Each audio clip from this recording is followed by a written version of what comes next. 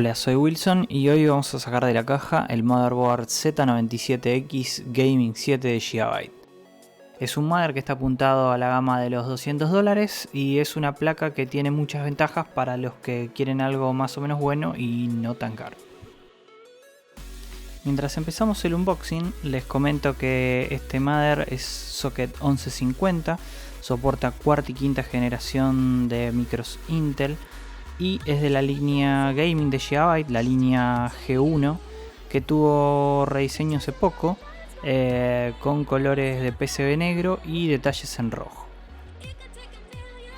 El contenido de la caja, aparte del mother mismo, incluye CD drivers, detalle del centro de servicio para Argentina, México y Perú, guía de instalación multilingüe, un manual de usuario que solamente está en inglés, dos cables SATA, el puente para SLI y el backplate o chapita para el gabinete.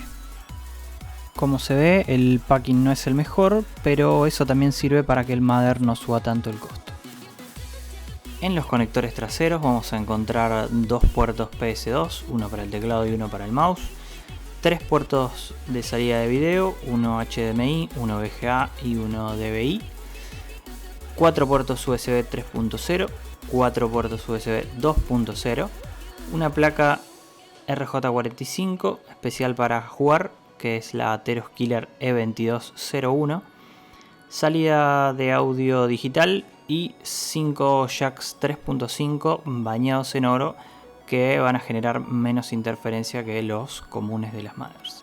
Gracias a estos conectores, más el espacio dedicado en el PCB donde se encuentran los capacitores japoneses Nichicon y sumando la tecnología Amp Up de Gigabyte, el sonido on board va a permitir prescindir de una placa de sonido sin perder tanta calidad.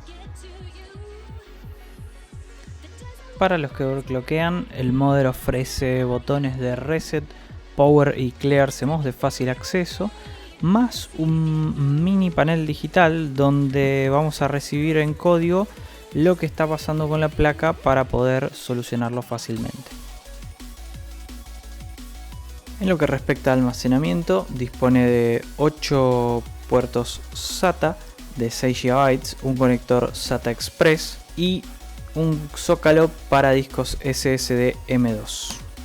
Si los 32 GB máximos de RAM no te alcanzan para jugar, la Gaming 7 te permite disponer de 3 PCI Express para una aceleradora, un SLI de 2 placas o un Crossfire de hasta 3 placas.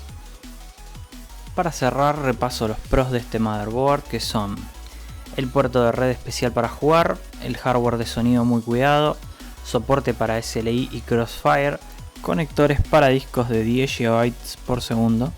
Dos cosas que no mencioné en el video pero que vale la pena aclararlas, que son el Dual BIOS y capacitores de 10.000 horas de duración, facilidades para los que overclockean y facilidades para la detección de fallas.